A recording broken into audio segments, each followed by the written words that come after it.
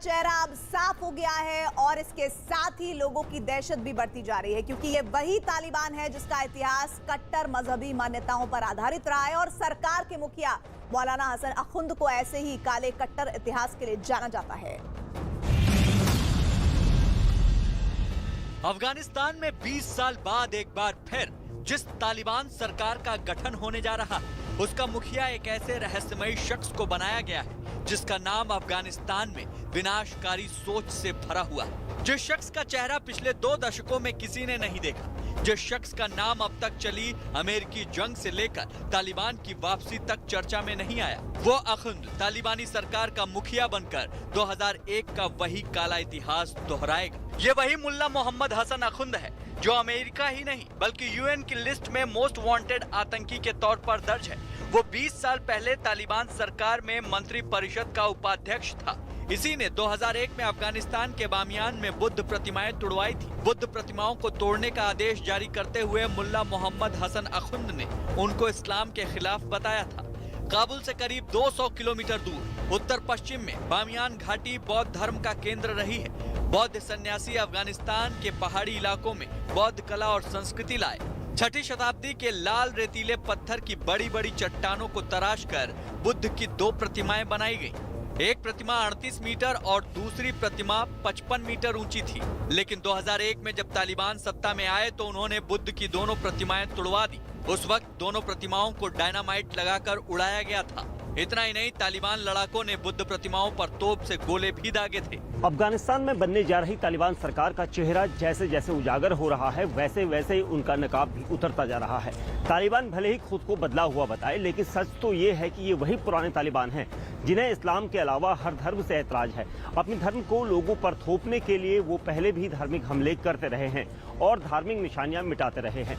एक बार फिर जब तालिबान सरकार में आए हैं तो अफगानिस्तान में दूसरे धर्म पर खतरा बढ़ गया है।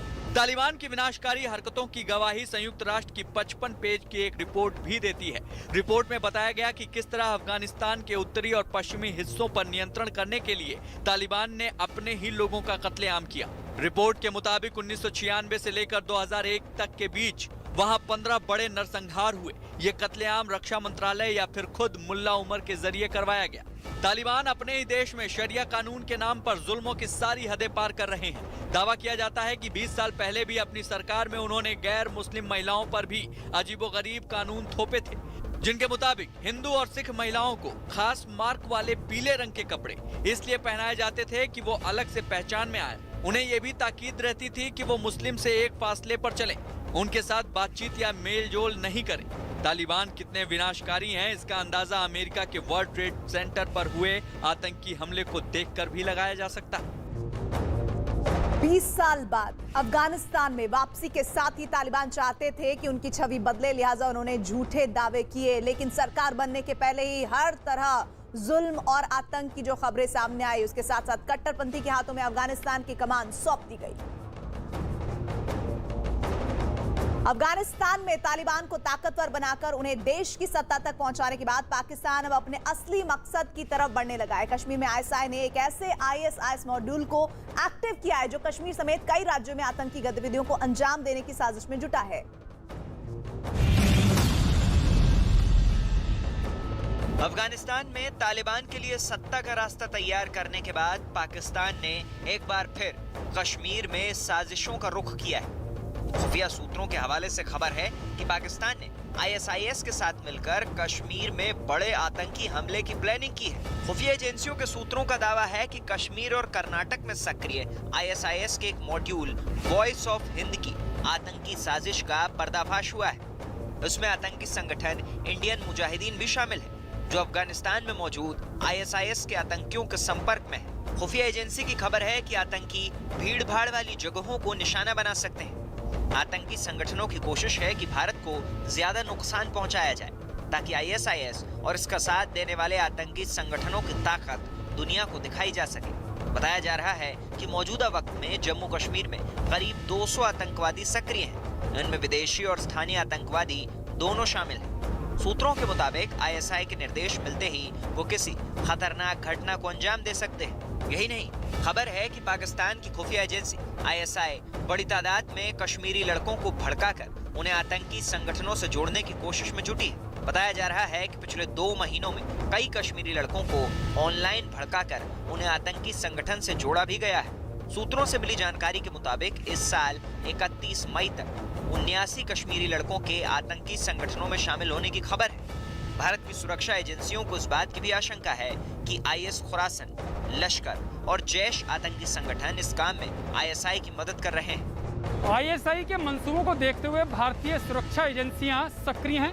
ISI की योजना को बेअसर करने के लिए भारतीय सुरक्षा बलों ने निगरानी बढ़ा दी है। साथ ही सीमा पर जवानों की तैनाती भी बढ़ाई गई है। घुसपैठ करने वाले आतंकियों को कश्मीर के गांव में ठिकाना आसानी से न मिल सके, इसके लिए खास नजर रखी जा रही है और साथ ही ऐसे लोगों को गिरफ्तार किया जा रहा है जो आतंकियों को पनाह दे रहे हैं। जम्मू कश्मीर पुलिस के सूत्रों से मिली जानकारी के मुताबिक जुलाई महीने से उत्तरी कश्मीर और जम्मू क्षेत्र में सीमा पर घुसपैठ तेज हो गई है। बांदीपुर, कुपवाड़ा और बारामूला में आतंकी लॉन्च पैड और घुसपैठ के रास्तों पर सक्रियता बढ़ी है। लेकिन पाकिस्तान की नापाक साजिश की खबर से सेना और सुरक्षा बल भी अलर्ट मोड पर हैं। दरअसल भारत में कश्मीर मसले के जानकारों का भी मानना है कि अफगानिस्तान में तालिबान के काबिज होने के बाद कश्मीर में जिहाद को बढ़ावा देने वाले जैश मोहम्मद और लश्कर जैसे आतंकी संगठन एक्टिव हो जाएंगे, क्योंकि यही संगठन अफगानिस्तान में तालिबान का साथ दे रहे थे।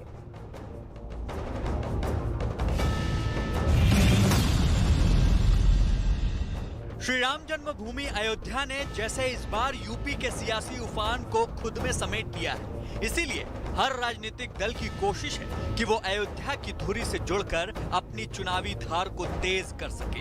असदुद्दीन ओवैसी भी खुद को अयोध्या के इस चुनावी मायाजाल से दूर नहीं रख सके। 3 दिन के दौरे की शुरुआत अयोध्या से की है।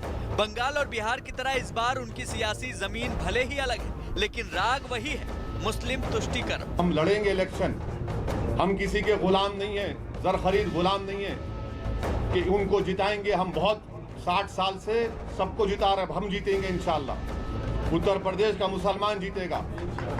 कब तक हम इनको खंडों में बिठाकर, कभी अपना बेटा बनाकर, कभी अपना भैया बनाकर, कभी अपना नेता बनाकर, कब तक इन लोगों को जिताते रहेंगे? हम क्या कोई खैदी हैं?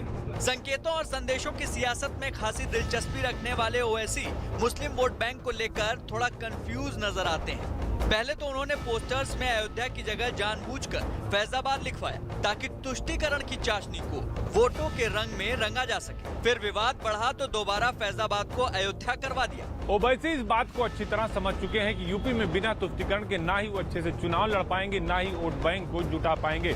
इसीलिए उन्होंने कुछ मजहबी बयान दिया और विवादित ढांचे के साथ साथ यूपी के संवेदनशील मुद्दों का भी जिक्र किया। हालांकि उनके इस बयान से विवाद ज्यादा बढ़ गया।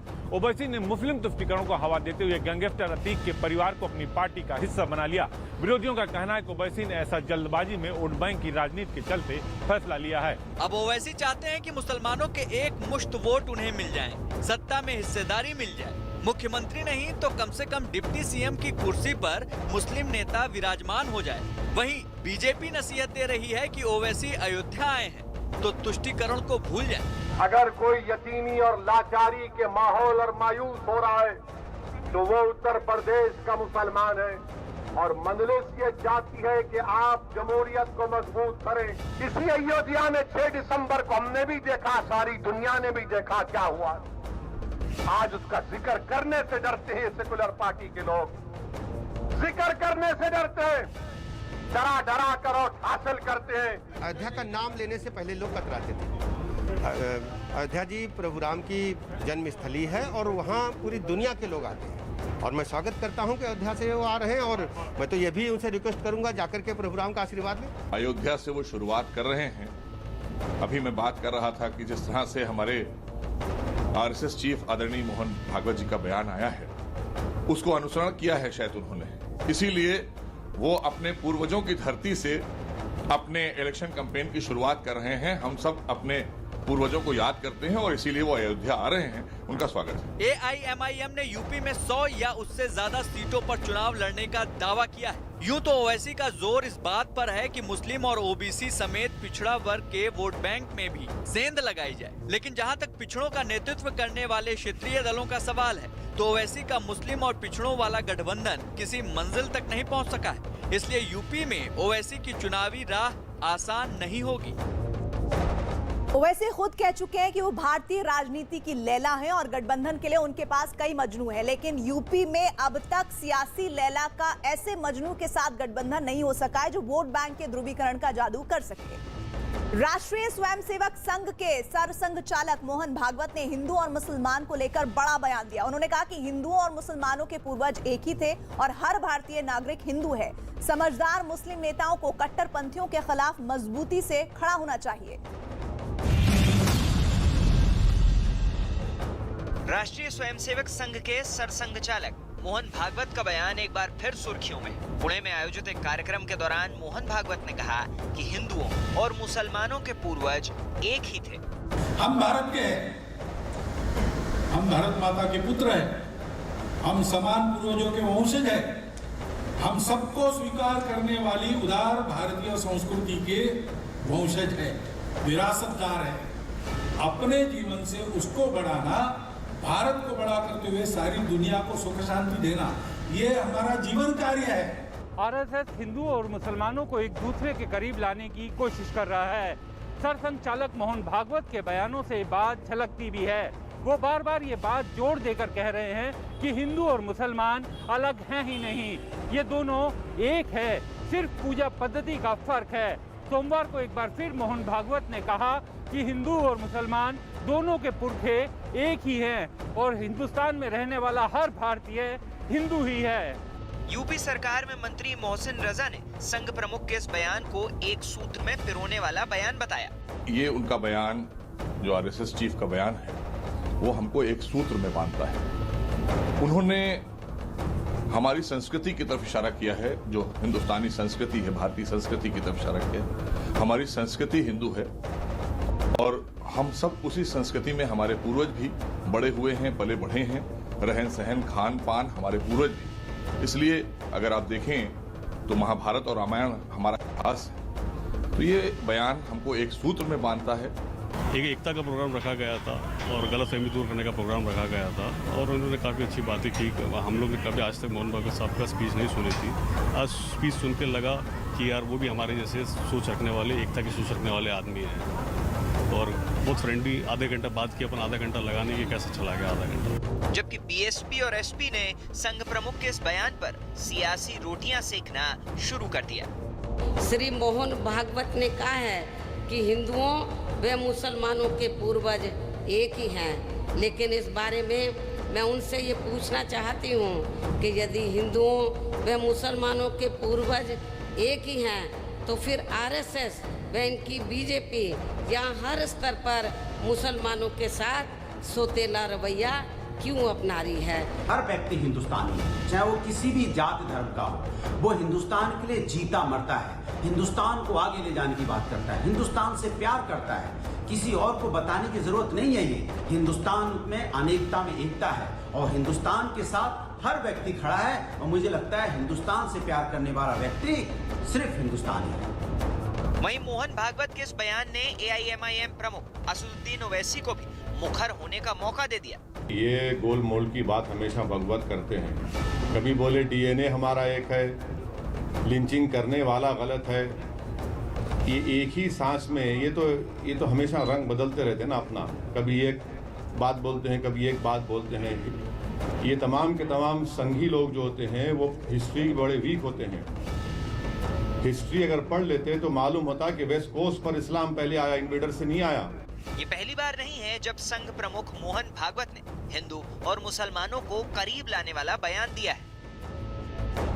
दरअसल संघ प्रमुख मोहन भागवत ने जनवरी 2018 में एक कार्यक्रम में कहा था कि अफगानिस्तान से बर्मा तक और तिब्बत से लेकर श्रीलंका तक जितने जनसमूह रहते हैं उनका डीएनए ये बता रहा है कि सबके पूर्वज समान है। ये हम सबको जोड़ने वाली बात है। और अब देश और दुनिया की खबरों का सुपर प्राइम टाइम बुलेटिन